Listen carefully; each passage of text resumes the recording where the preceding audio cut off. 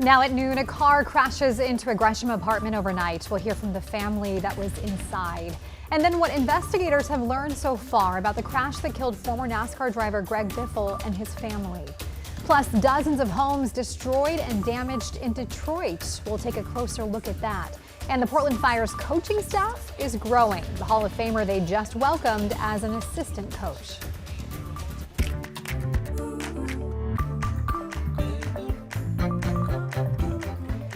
Good afternoon. Thanks so much for joining us here at noon. I'm Stephanie Domarat. A driver is in the hospital and a family out of a home after a car crashed into their Gresham apartment this morning.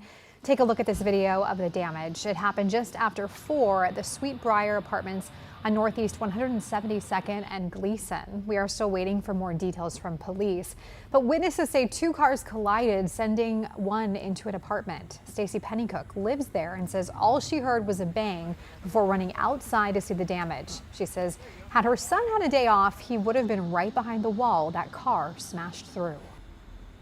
He was luckily, he was at work and he works overnight, so if it would have been his day off, he probably would have been in that kitchen cooking around 4 in the morning when this happened.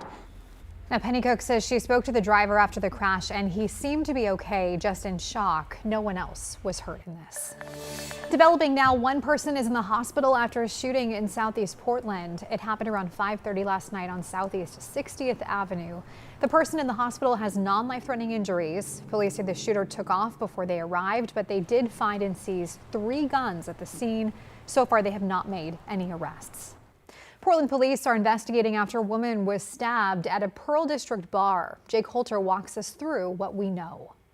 It doesn't seem like the place a stabbing would happen. Portlanders surprised to learn of a stabbing Saturday night in the Pearl District. I personally am really shocked and feel really upset to hear this news. I'm learning it for the first time right now. Video captured Saturday night shows someone being wheeled into an ambulance on Northwest 13th Avenue. Portland police say they are investigating a stabbing inside a bar nightclub on this street where a woman was injured and taken to the hospital by ambulance with non-life-threatening injuries. Police have not referenced the River Pig Saloon by name, but were seen putting up police tape inside that bar Saturday night, and both ends of the street surrounding River Pig were also taped off. I think things can get a little rowdy at some of the bars around here. I don't know if that's necessarily a River Pig exclusive thing, but that's obviously a step above and definitely not something you want to hear about if you spend a lot of time down here. Max Nelson works across the street from the River Pig Saloon and says he does notice a change in the area from day to night. It's a pretty nice area to walk around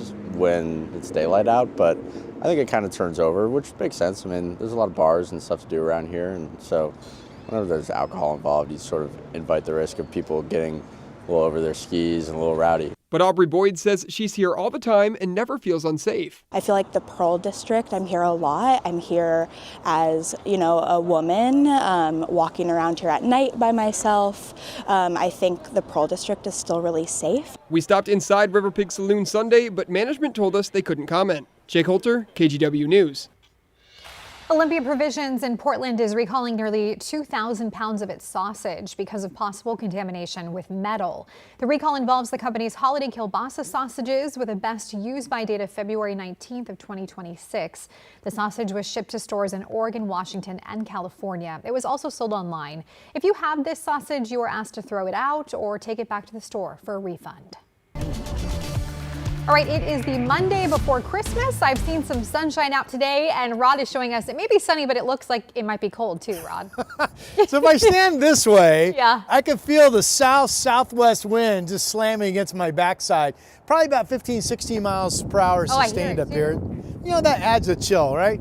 But we are dry. I'm up here on the KGW weather deck, brought to you by Rick's Custom Fencing and Decking. There are fairly flat cumulus clouds and then just clear skies above that. So we've got breaks to see the pretty blue. Not much rain for your afternoon plans. Anything will be widely scattered, but we are tracking a rainy evening. And if you look at the band of clouds setting up off of the coast and now starting to push inland up into western Washington, that's the rain coming in this evening. Let's go ahead and take a look at the current Doppler radar out there right now. You can see scattered showers, mainly North Coast, Long Beach, and really up along the Cascades. Haven't had much rain really since about 5 o'clock this morning here in Portland. There's the rain band. We'll go ahead and punch it. This is 5 o'clock this afternoon.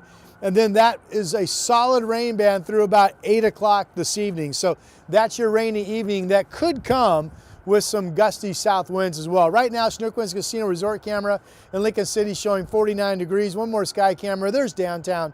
Portland temperature is 51, and here is your day planner for the remainder of today. I mean, this is kind of as warm as we're going to get, right about 50, 51. At 8 o'clock, we'll be on the back side of that steady rain band. Again, that's coming in, it looks like, in the 5 o'clock hour, and that'll be the wettest part of our day. I'm going to go back inside. I'm going to get rid of the wind that's battling me right now. All right, I'll talk to you in a little bit, Stephanie. Okay, good luck with that. Let us know how it goes. Thank you, Rod. Well, we have learned more from the investigation into the crash that killed retired NASCAR driver Greg Biffle and his family. The NTSB says someone on the plane texted a family member the words "emergency landing," but wouldn't say who sent it. They say the focus of the investigation right now is trying to figure out why the plane tried to return to the airport shortly after takeoff. That plane was steady but coming in too low, hitting trees and poles on the descent before crashing and killing all 7 people on board. The NTSB is analyzing the cockpit voice recorder and says it plans to release a preliminary report on the crash in 30 days. And here's a look at some of your international and national headlines. New court documents show the father and son accused of killing 15 people at a Hanukkah celebration at Australia's Bondi Beach threw homemade bombs into the crowd before that mass shooting. The bombs failed to explode. The information was revealed as the 24-year-old suspect appeared in court today, where we learned he and his father conducted training before the attack. According to Australian police, the men also recorded a video justifying their actions. U.S. forces are pursuing another oil tanker in international waters near Venezuela. The tanker, which was sailing toward Venezuela to pick up oil, is under U.S. sanctions for links to Iranian oil. The U.S. Coast Guard tried to board the ship, but it kept sailing, leading to that pursuit. On Saturday, the Coast Guard intercepted a tanker in international waters off of the country's coast. Singer Barry Manilow announced today that he has lung cancer and is rescheduling his January shows to undergo surgery. In an Instagram post, Manilow says he had 2 stints of bronchitis that prompted a closer look. An MRI found a cancerous spot on his left lung. He says, thankfully, doctors caught this early and do not believe the cancer has spread. Paramount has just upped the ante in its takeover bid for Warner Brothers Discovery. The company has announced that Larry Ellison, the father of Paramount CEO David Ellison, will personally guarantee the $40 billion to bankroll the transaction. The Warner Brothers Board of Directors has rejected Paramount's bid multiple times, opting instead to go with an offer from Netflix. The Powerball jackpot sits at well over $1 billion. No tickets matched all 6 numbers in Saturday night's drawing. At an estimated $1.6 billion, this jackpot now ranks as the 4th largest in Powerball history. The next drawing is tonight at 8 o'clock. That'd be a good holiday gift, wouldn't it? And those are your national headlines. A war of words this morning between the Department of Justice and members of Congress and the survivors of the controversy involving the late sex offender Jeffrey Epstein. The DOJ is being accused of not following the law in the release of the Epstein files, a claim they deny. NBC's Ryan Nobles has more. Growing backlash aimed at the Department of Justice over their release of the Epstein files. The problem is this was a slap in the face of survivors. Members of Congress and survivor groups raising concerns over the uneven disclosure, with thousands of documents still not released, pages and pages of redactions, and photos and documents posted and then taken down, including this one that included snapshots of the president, which the DOJ later reposted. Now, the leading sponsors of the law that forced the DOJ to release the files are considering holding the department in contempt of Congress or even impeaching Attorney General Pam Bondi. They're flouting the spirit and the letter of the law. It's very troubling, the posture that they've taken.